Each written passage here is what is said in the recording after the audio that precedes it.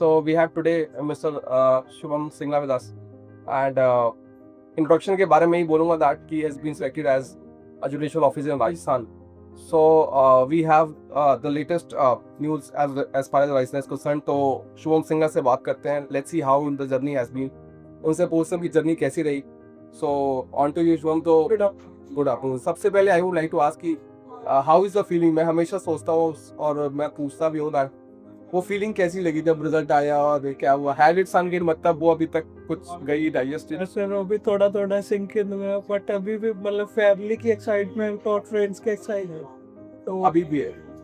तो no doubt obviously अभी भी वो मतलब पूरा तो अभी मतलब कहना चाहिए सिंक इन नहीं हुई आपके साथ. तो मैं ये बोलना चाहूँगा दैट एब्सोल्युटली नेचुरल है ऑब्वियसली, और होना भी नहीं चाहिए. You have done so much और इट वुड टेक टाइम और टाइम लेना चाहिए. You should must enjoy that. लेकिन सबसे पहले शुरुआत में ये करूँगा that how it all started. आपने कब से शुरुआत की, कितना टाइम लगा आपको, एंड अल्टीमेटली कुछ experiences in the sense of कि आपको जो लगता है कि एट अ स्टार्ट हमें जो करना चाहिए, अगर आप बोलना चाहें व्हाट डू यू थिंक कि व्हेन यू स्टार्ट तब आपको जो करना चाहिए बताना चाहेंगे. और जब मैं अपना मतलब ग्रेजुएशन टाइम पे स्टार्ट किया था 4th ईयर में, 4th ईयर. ये मतलब पब से लेके it has been around 2 years. Okay. तो 2 साल में फिर यू हैव डन राइट. तो आपने और भी स्टेट्स दिए या फिर राजस्थान के अलावा या? Sir only that. अच्छा. वैसे आप you are from Rajasthan only? No I am from Punjab. अच्छा, आप पंजाब से, लेकिन but main. But since then papers नहीं हुए. अच्छा. तो 2 साल से आप कह रहे हो कि since the papers were not there, तो आपने मेनली राजस्थान दिया न्यू गेट. तो सबसे पहली बात जो मैं हमेशा कहता हूँ कि beggars can't be choosers in the sense of अगर आप पिन पॉइंट करेंगे that there has to be a particular state कि मैं अपने होम स्टेट में करूँ या ना करूँ, तो I would say that it is one of the amazing prime examples where अगर हम ये नहीं सोचे कि अपने स्टेट के बारे में, अगर अपने स्टेट के बारे में सोचते तो 2 साल में तो एग्जाम ही नहीं आया राइट. बट इन्होंने शायद ऐसा नहीं सोचा and finally he went to for that state जहाँ पे उनको मौका मिला और उन्होंने उसको यूटिलाइज किया. और उस स्टेट का भी बहुत बहुत शुक्रिया जिन्होंने इनको रखा इन द सेंस ऑफ कि भी इन्होंने मौका दिया डिस्पाइट दैट कि वो स्टेट के नहीं थे. तो मैं आपको ये बोलना चाहता हूँ कि ये परफेक्ट एग्जाम्पल है कि यू मस्ट ट्राई एवरीवेयर, और जहाँ पर भी आपको मिलता है मौका आपको जाना चाहिए. अब कुछ चीजें हाईलाइट्स बताना चाहेंगे कि आपको क्या लगता है prelim, how was the prelims कैसा था और हाउ यू स्टार्टेड ऑफ. क्या आपको लगता है कि कुछ डूज या डोंट्स प्रीलिम्स में आपको लगे जो आप बताना चाहेंगे बच्चों प्रीलिम्स के नाम? सर प्रीलिम्स के लिए तो मतलब राजस्थान में बोलूँगा कि लैंग्वेज एक बहुत बड़ा फैक्टर है. 30 मार्क्स है तो 15 इंग्लिश 15 हिंदी, यही बहुत बड़ा फैक्टर है क्योंकि लॉ ऑलमोस्ट सभी बराबर हो जाता है राइट. लेकिन राजस्थान में प्रीलिम्स में भी लैंग्वेज है तो वो बहुत बड़ा है. तो राजस्थान का प्रीलिम्स का फैक्टर, तो आपके हिसाब से लैंग्वेज उठा भी नकी रही. अच्छा चलो, अगर ये पता तो व्हाट अबाउट द मेन, थोड़ा मेंस के बारे में भी आपको क्या लगता है कि you did lot of practice in the sense of कि आपने राइटिंग प्रैक्टिस करी, या वो क्या लगता है कि व्हाट मेड आउट कि भी आपको लगा कि यार ये it turned out to be an amazing thing जिसकी वजह से आपका लगता है कि सिलेक्शन या आपको मार्क्स हुआ?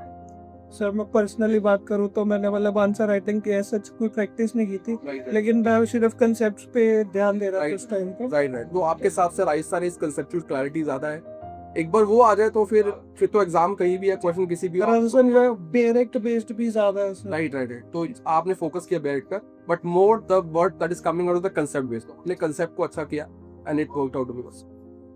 कोई स्पेसिफिक बात ऐसे इंटरव्यू के बारे में जो आपको लगा कि इंटरव्यू किस कंटेक्स्ट में था, कहाँ से क्वेश्चन आए और how you handle that? Sir जो मेरा इंटरव्यू था उसमें सिविल लॉ और क्रिमिनल लॉ का कोई क्वेश्चन नहीं था. It was totally politics, constitution and current events. अच्छा. Some questions were asked from international जो भी इवेंट्स हैं. ऑलराइट. तो मतलब बेसिकली करंट, मतलब जो उस टाइम न्यूज़ में चल रहा था बहुत. तो चलिए very good. It has been wonderful. Obviously आपका एक्सपीरियंस है. एक लास्ट में कोई चीज ऐसा जो बच्चों को आप गाइड करना चाहें, बिकॉज अब क्या है वेरी फ्रैंक मैं बोलता हूँ लास्ट ईयर से जब से वो 3 साल की जजमेंट आई है तो थोड़ा सा बच्चे आई वुड नॉट से मायूस है बिकॉज वो टाइम टेकिंग हो गया है. तो I think they more than that the subject, I think they are looking for something कि शायद उनको एक मोटिवेशन मिले.